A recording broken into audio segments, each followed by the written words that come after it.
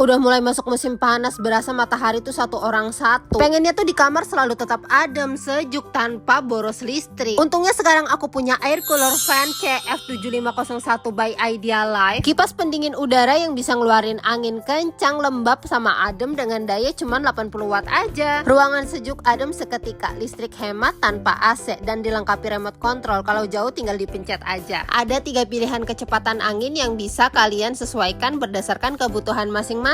Anginnya langsung adem, ada mode swing juga, bisa kanan kiri merata. Ada humidifier yang bikin udara nggak kering dan ionizer penghilang bau. Dilengkapi dengan tangki air 7 liter kapasitasnya, jadi kalian nggak perlu bolak-balik ngisi. Bonus 4 ice pack juga yang bisa kalian bekukan. Kalau pakai ini udah deh, ademnya nggak kalah sama AC. Alarmnya bakal bunyi kalau airnya habis, dan ini pakai metode water cycling, airnya terus muter ya. Ada rodanya juga, pemakaiannya gampang banget, nggak perlu pakai obeng atau tools ya, tinggal ditancepin gini aja, terus kita tinggal pindah-pindahin deh, nggak usah diangkat. Solusi banget sih ya buat musim panas kayak begini, biar hemat listrik juga tapi angin sejuk tetap dapet. Yuk samaan juga.